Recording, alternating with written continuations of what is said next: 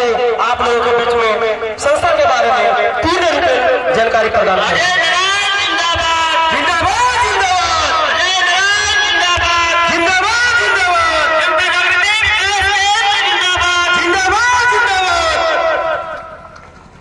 बहुत बहुत धन्यवाद प्रमोद जी को और तुलसी जी को। और आज यहाँ पर उपस्थित हमारे गार्जियन समाज को पथ प्रदर्शन करने के लिए हर साल उपस्थित होते हैं। हमारे मुख्य अतिथि अति आदरणीय श्री मुकुटधारी महतो जी को मैं अपनी ओर से और आप लोगों की ओर से इनको झुककर हार्दिक हार्दिक अभिनंदन करता हूं। और हमारे बीच इस प्रखंड का बुढ़मू प्रखंड का प्रमुख सत्यनारायण मुंडा जी को भी मैं अपनी ओर से हार्दिक हार्दिक अभिनंदन करता हूं। और उपस्थित हमारे पंचायत के मुखिया हम लोग का गार्जियन रह चुके हैं, हर समय हमें को सहयोग करते हैं, अति आदरणीय भिखन महतो जी, मैं इनको भी अपनी ओर से हार्दिक हार्दिक अभिनंदन करता हूं। और उपस्थित तमाम अतिथिगण, सम्मानित अतिथिगण, जनप्रतिनिधिगण, कोर कमेटी के तमाम सदस्य और हमारे जितने भी सेवा केंद्र के प्रभारी हैं उन तमाम प्रभारी को और आज सुनने के ख्याल से, जानने के ख्याल से, मिलने के ख्याल से आए तमाम मेहमानों को मैं अपनी ओर से झुककर हार्दिक हार्दिक अभिनंदन करता हूं। आज हम लोग को जानने के लिए आए हैं, मिलने के लिए आए हैं कि ये जनता जागृति विकास केंद्र है क्या। हालांकि अब नया नाम नहीं रह गया है। आज हम लोग 8 साल हुआ है, कंप्लीट 8 साल में बैठे हुए हैं और आज लग रहा है कि जनता जागृति विकास केंद्र का उद्गम हो रहा है, नया है। मैं आप लोगों से आग्रह करना चाहता हूं कि जिस प्रकार से संघर्ष करके आज आप लोगों को बता देना चाहता हूं, आज लातेहार से लियाकत अंसारी जी यहाँ पर उपस्थित हैं, ट्रेन से भर भर के आए। सूचना मिलता है कि पूरा तो हेमदेव स्टेशन खाली जनता जागृति का आदमी नजर आता है, बस से आए पूरा भर भर कर आए। उन लोग का ट्रेन काफी विलंब समय हो रहा है, जिसके चलते हड़बड़ी हो रहा है कि हमको ट्रेन छूट जाएगा, ट्रेन छूट जाएगा। मैं तमाम लातेहार के कार्यकर्ता बंधुओं से आग्रह करना चाहता हूँ, आपका ट्रेन छूटने हम नहीं देंगे, आपको खाना खिला के भेजेंगे। और ये जनता जागृति विकास केंद्र क्या है आप लोग को मैं बता देना चाहता हूँ। ये जनता जागृति विकास केंद्र कोई कंपनी नहीं है, कोई बैंक नहीं है, कोई फाइनेंस कंपनी नहीं है, यह एक सोसाइटी है जिसको हिंदी में बोलते हैं तो समाज बोला जाता है और अंग्रेजी में बोलते हैं तो सोसाइटी बोलते हैं। और समाज का मतलब क्या होता है कि आपका सुख दुख में कभी हम सहयोग कर दे, कभी मेरा सुख दुख में आप सहयोग कर दो, इसी को बोलते हैं समाज। और हमारे बीच जो समाज बना है इसमें कोई जाति धर्म का बंधन नहीं है। हमारे बीच में हिंदू भाई भी है, मुस्लिम भाई भी है, सिख भी है और ईसाई भी है। आप इंसान हैं तो हमारे समाज का सहयोगी बन सकते हैं, हमारे समाज का सहयोग कर सकते हैं, सदस्य बन सकते हैं। इसलिए और ये कोई ग्राम स्तर से नहीं है, कोई प्रखंड स्तर से नहीं है, कोई जिला स्तर से नहीं है। मैं बता देना चाहता हूँ कि हम लोगों ने 2-4 आदमी का विचार बना कि हम लोग को ऐसा समाज बनाना चाहिए जहाँ पे निस्वार्थ भाव से लोगों को, गरीब को, अमीर को एक साथ सहयोग होना चाहिए। अब वहां से चलते चलते हम लोग प्रखंड पार कर गए, जिला पार कर गए। अभी आप लोगों ने देखा बोर्ड लगा हुआ है, इधर गढ़वा का, उधर हजारीबाग, कोडरमा, गिरिडीह, धनबाद, सारे जिले का आदमी यहाँ पर बैठे हुए हो। अगर एक आदमी को सोचने से, एक आदमी से विचार से 2 हुए, 3 हुए, 4 हुए, आज हजारों में बदल गए हैं, तो मेरा उम्मीद है कि बहुत जल्द ये जनता जागृति विकास केंद्र, ये जिला का नाम नहीं, जब सम्मेलन होगा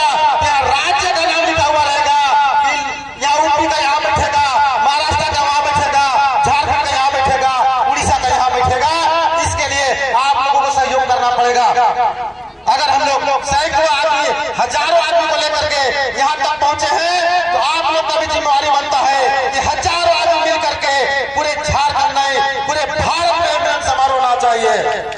और आने वाला दिन में हम रहे या नहीं रहे ये मतलब नहीं रखता है।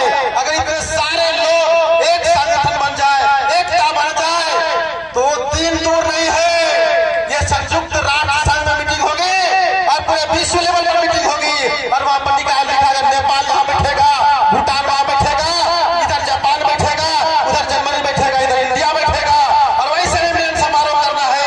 क्या ऐसा सोच को बरकरार रखने के आप साथी में तैयार है?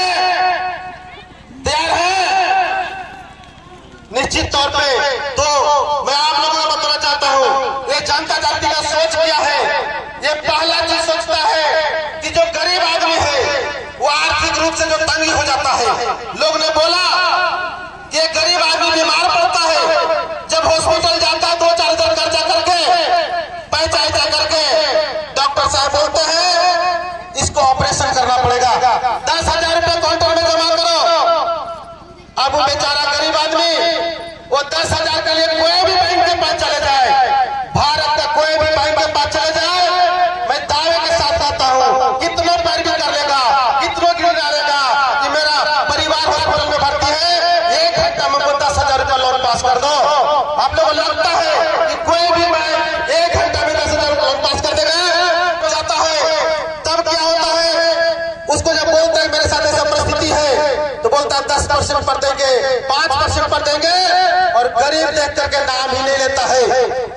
बात होकर के वो अपना चलता संपत्ति को गिरवी रखता है।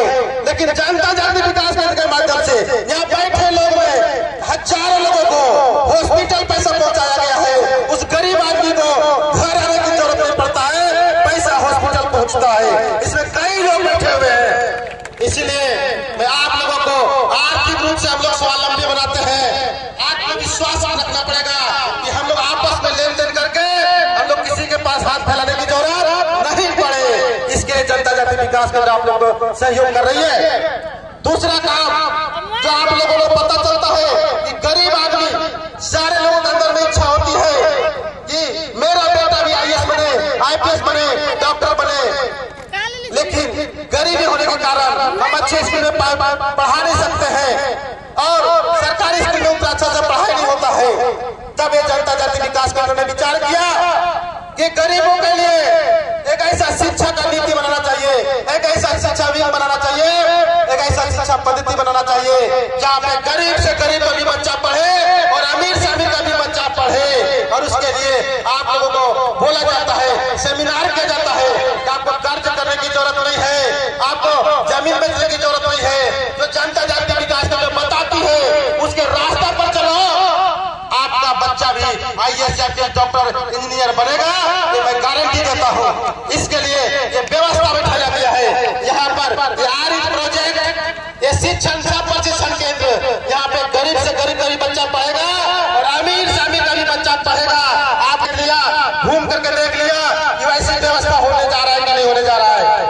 दूसरी बात मैं आप लोगों से आग्रह करना चाहता हूँ कि जो असहाय बच्चे हैं, जिसका बाप नहीं है, माँ नहीं है, या तो माँ है तो लाचार है, बीमार है, उसका बेटा पढ़ना चाहता है, उसका बेटी पढ़ना चाहती है, तो क्या उसका हक नहीं है?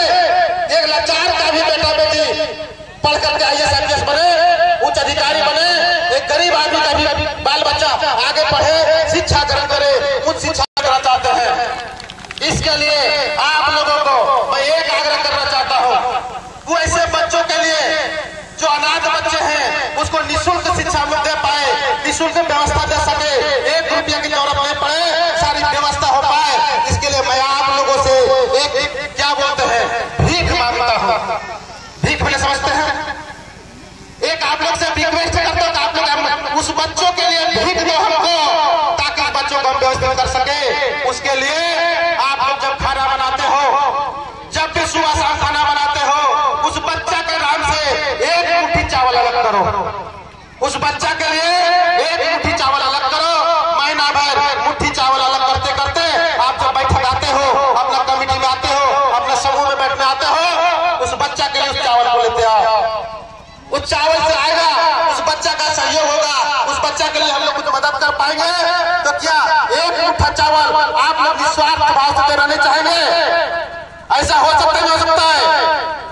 पैसा देना है और एक मुट्ठी चावल देने से हम गरीब नहीं हो जाओगे, लेकिन एक मुट्ठी चावल देने से अनाथ बच्चा पढ़ेगा, अनाथ बच्चा अफसर बनेगा, अनाथ बच्चा डॉक्टर बनेगा, अनाथ बच्चा इंजीनियर बनेगा। आपको पुण्य मिलेगा। आपको जितना आप इधर करिएगा वो एक मुट्ठी चावल से बहुत ज्यादा आपको धर्म होगा, बहुत ज्यादा आपको पुण्य होगा।